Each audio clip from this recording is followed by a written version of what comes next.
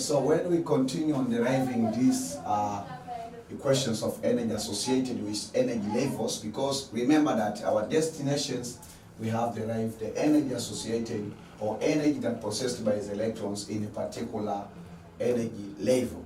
So it means that as we say that these energy levels, we call them stationary states because they possess quantized amount of energy. So Bohr's made these derivations. So this is the first equations, and this is the first equation called the Riemann equation, Riemann equation, and I gave you. The first step, we have to recall what is the Planck's equation from the Planck's law.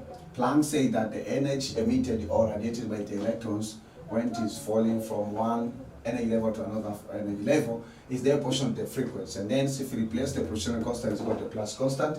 But this is the change in energy. So change in energy is equal to energy in higher energy level minus energy in lower energy level, right? So that's why you say that is E minus E1, and then this N corresponding to E, and this N1 corresponding to E1.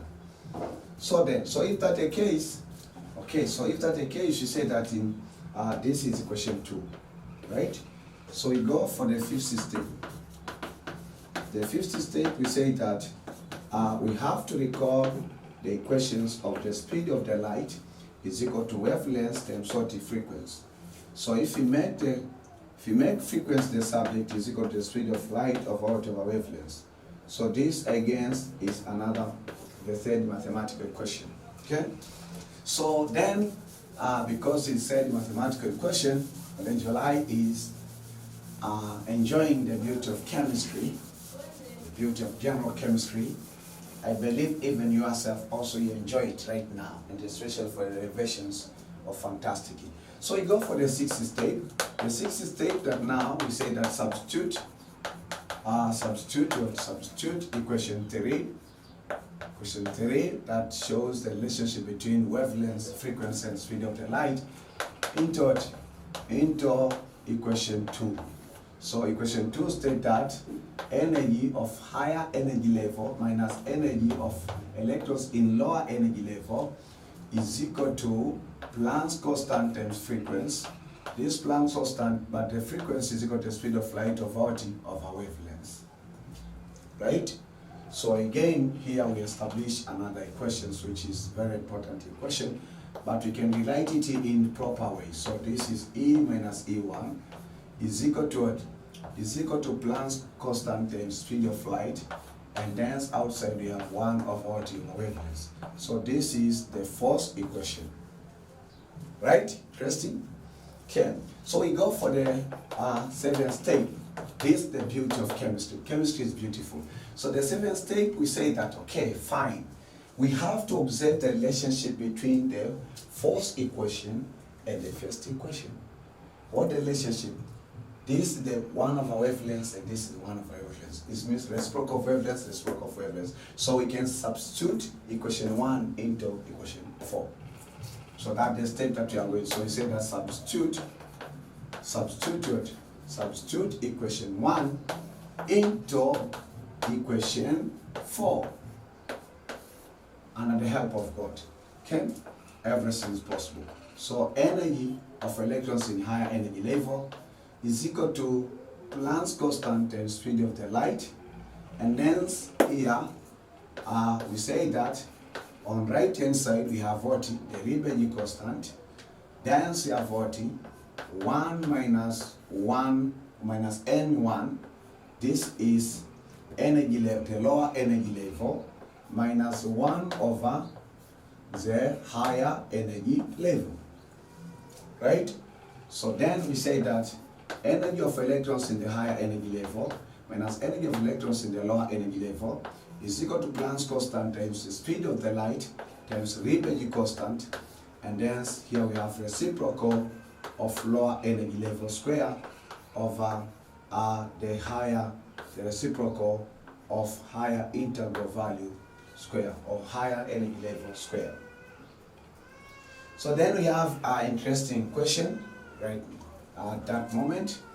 So we say that Planck's constant, speed of light, and Riemann constant, these are the constants. So we can determine them. So we can we can determine the value of what? Planck's constant times speed of light times Riemann constant. So how? So we say that given Planck's constant, we can find in the calculator by pressing what? Find it by using the scientific calculator by pressing constant. So it is constant is 0.6, right? So you'll get what is the value for the Planck's. So constant 0.6, the value for Planck's constant is 6.62, right? 6.62, 3 or 6. This is exponential negative 34 joules second. Again, speed of light, this is 3 exponent 8 meter second. Then again we say that we have Riemann constant. Riemann constant in a scientific calculator is presented by the symbol of a constant as R. So this is represented as we have it R infinity. So this in a scientific calculator is R infinity, and then its constant number is 16. Right? It is 16. Make sure that you follow along and you watch. So the value of Riemann constant, it is constant. It is constant. And if you want to determine its value by using a scientific calculator, you just press constant what? So this is Riemann constant in the scientific calculator. You press constant 16, then you get it.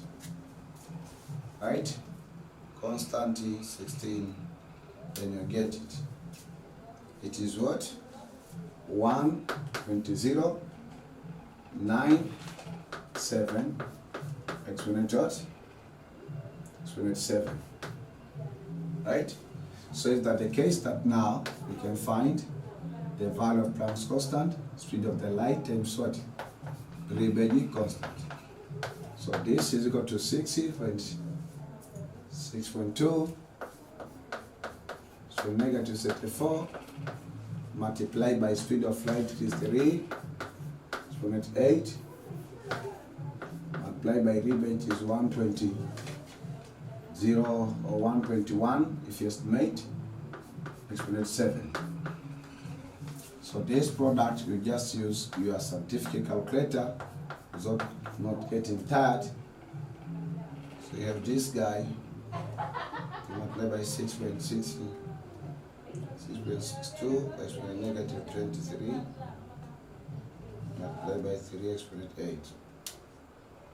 So it is 2.179. This is 2.179 exponent negative 7. Right?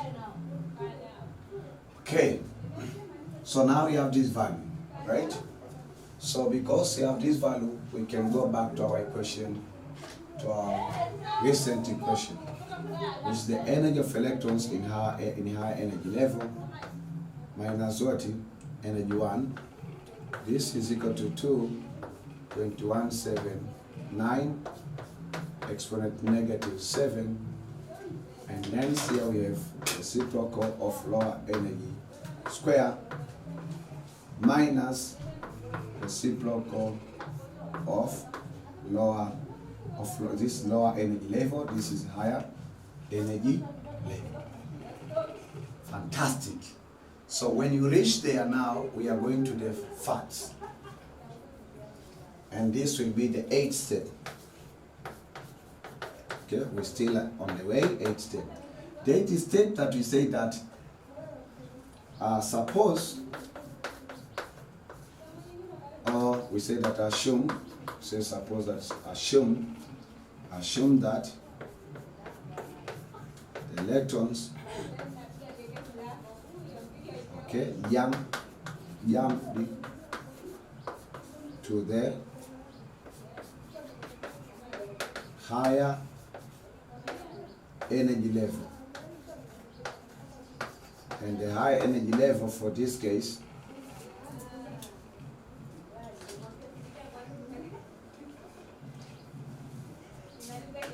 the value is 2.179. It is 2.179 exponent negative 18. I'm sorry. Let me do the minor correction. It's for negative 18.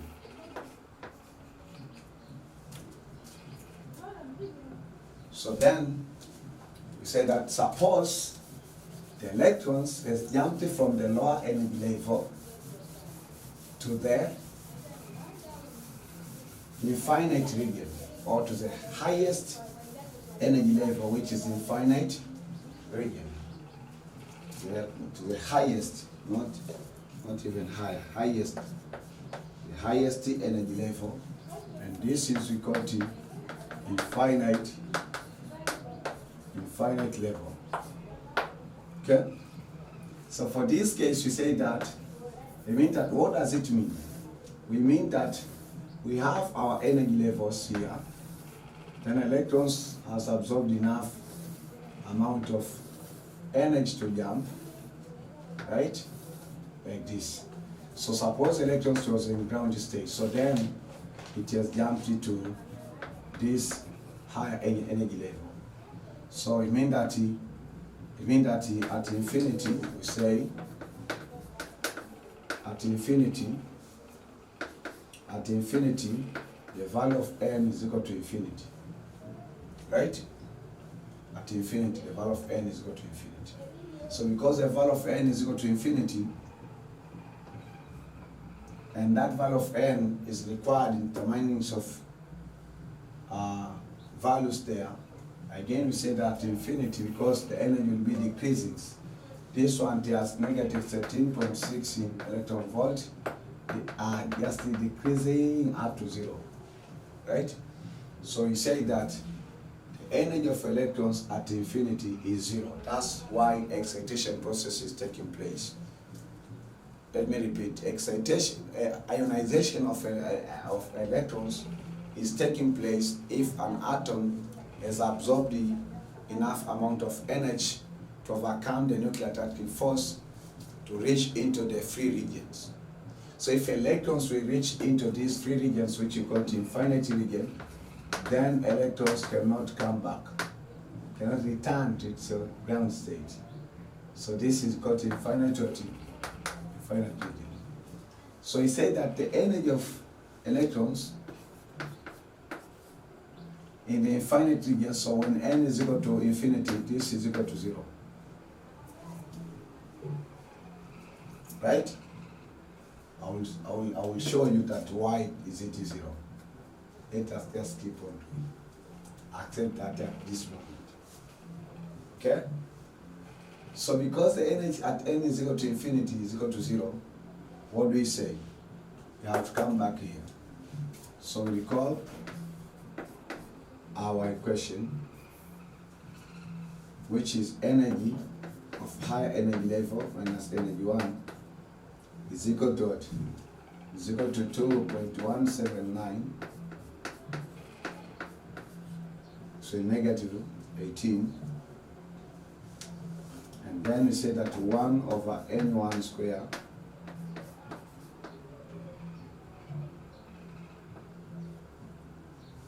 so 1 over n1 square, and then this one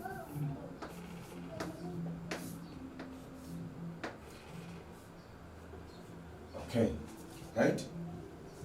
So remember that we say, but energy at infinity, at high energy level, is equal to 0 joules, and also n, the higher energy level, is infinity, right? So if that's the case, we substitute these values into the equations above. So this will be 0 minus energy at lower energy level is equal to what? 2.179. negative 18. Right? And then she said that here we have 1 and 1 square. And 1 over infinity square. Right? So infinity is the largest number. So take the largest number, you multiply with itself. You get infinity square, right? And again take 1 over infinity. What do you think will be the response? Think in a second. What will be the response of part of the question that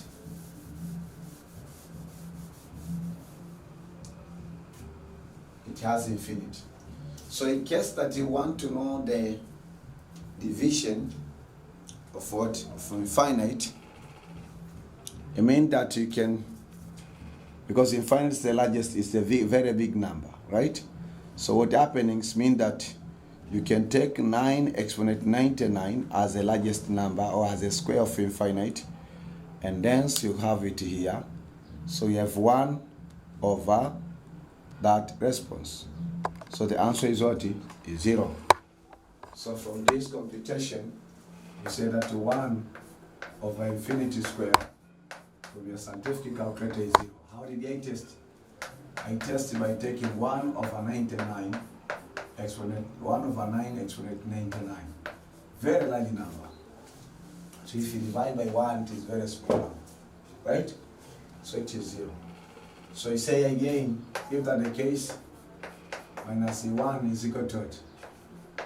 2.19 or 2.79, and then we say what? 1 over n1 square minus what? Minus 0.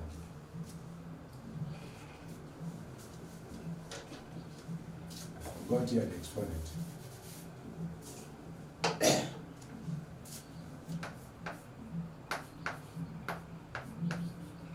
So here we have 1 over n1 square minus what? Minus 0. Okay?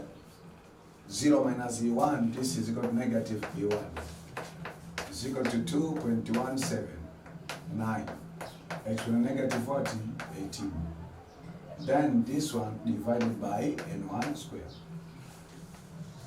Because 1 over n1 square minus 0, it is 1 over n1 square. Okay? So divide by negative 1 to both sides. So then we have what? n1 is equal to what? Negative 2.179 exponent negative 18 of what? Over n1. And this is n1 square.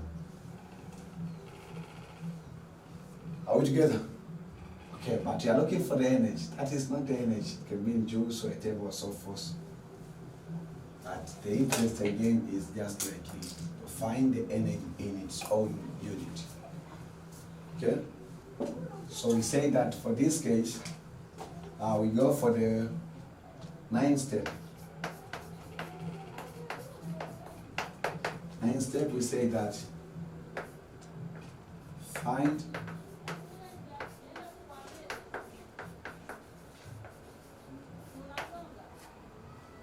find the energy of what? Of electrons in electron volt. Electron volt. So what do we say then? Say that 1 electron volt is equal to 1.6. Remember that this is joules. The unit of energy is joule. This one is joule. So 1 electron volt is equal to 1.6. That's for negative 19 joules.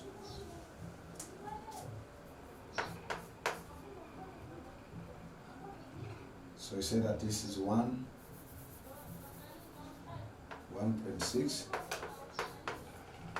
So negative 18 joules. Right? So 1 electron volt is equal to 1.6 is with negative 19 joules. So then we want to convert 2.179 exponent negative 18. So this one, this is joules. This is equal to how much?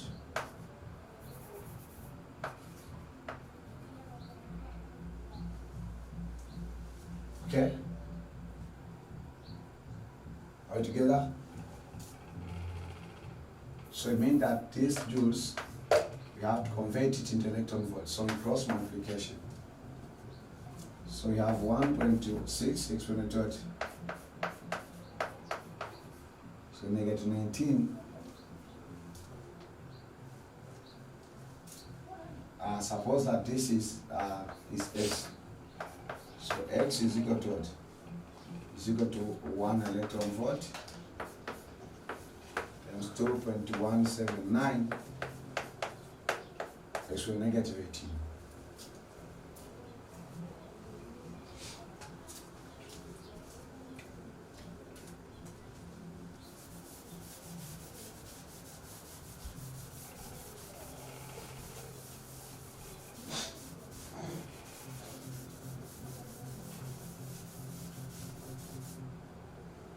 So our algebraic expression is 1.6 exponent negative 19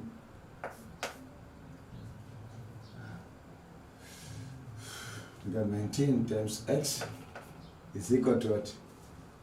Is equal to 2.179 so negative 18 divided by 1.6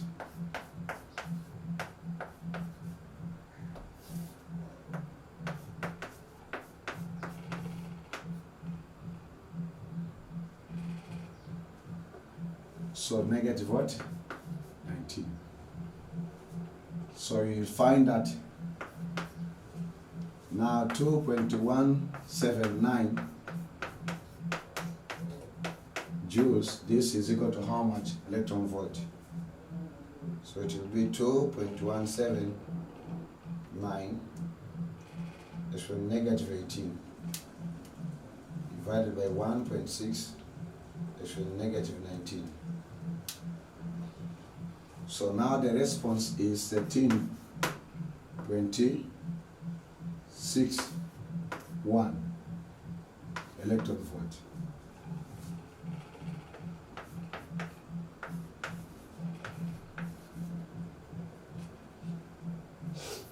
So we say that 2.179 x to negative 18 joules is equal to 13.61 electron volt.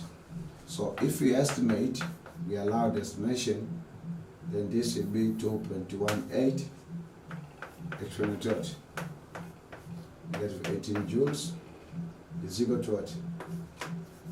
3.6 electron volt. Right? Right?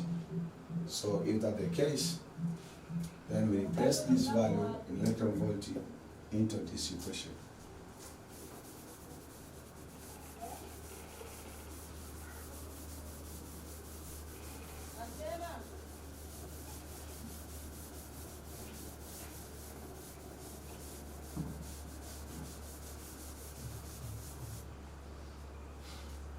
So then we say that the energy, in particular energy band, is equal to what?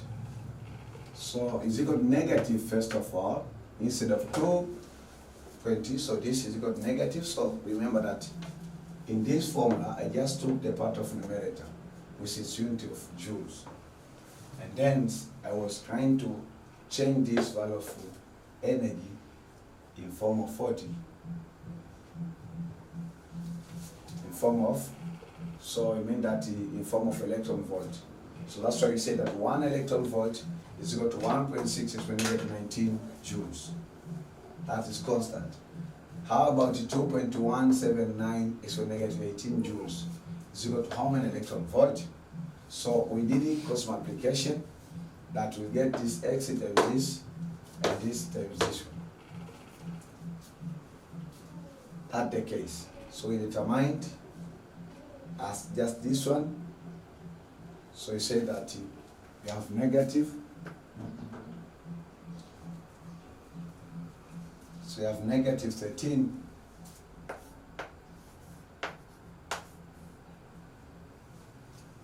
Yes, 13.2 electron volt, and then here we had what? N1 square. Okay? So then that's why we say that generally, if you omit this 1, 1, 1, or whatever, we say that the energy emitted or radiated, this is equal to negative 13.2. Okay? So this one electron volt over n square. Very important for the rest of your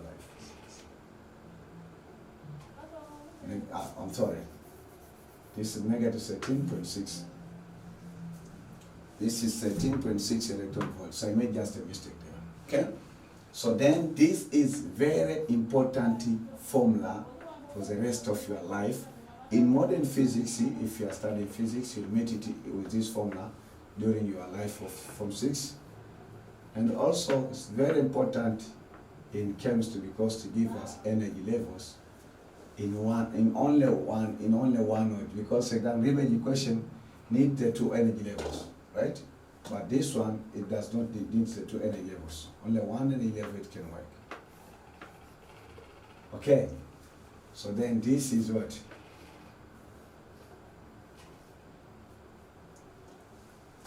Okay, so that the formula of associated energy in the energy level. For example, E of n is equal to 1, right? So it will be what? E1 is equal to what? Is equal to negative 13.6 electron volt of what? Of what? Over 1 square. So it means that the energy, when n is equal to 1 in the Riemann series, always electrons, in order for it to be there, should absorb or should obtain negative 13.6 electron volt. Right? Again, for example, for n is equal to 2 in Balmer series. So En is equal to 2 is equal to what? Okay, En is equal to 2.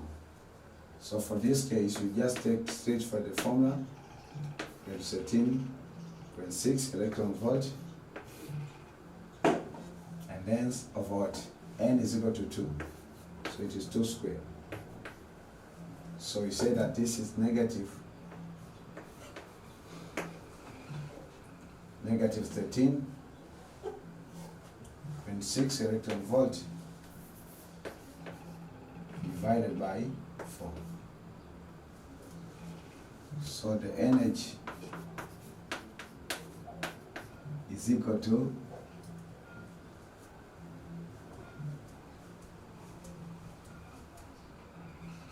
so it will be negative 13.6 divided by 4. What do you get?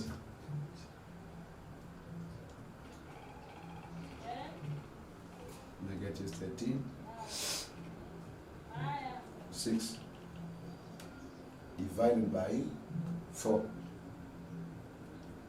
So it is negative 3.4 electron volts. You see?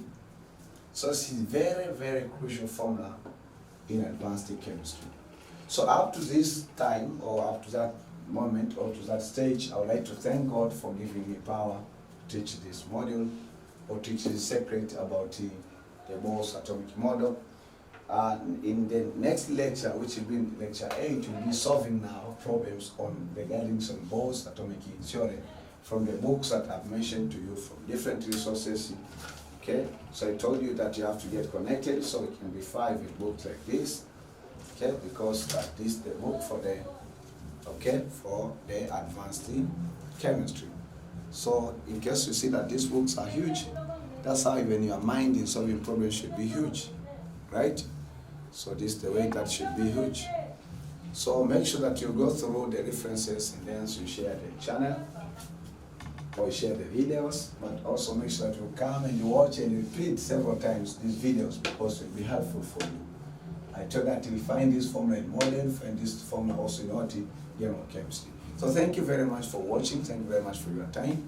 May God bless you. In case you have your Thanksgiving, don't hesitate yourself to submit or to send it by using this telephone number. Okay? So if that's the case, may God bless you. Stay tuned in, stay connected in. Let us meet in another lecture, which is lecture 8. Thank you very much. May God bless you.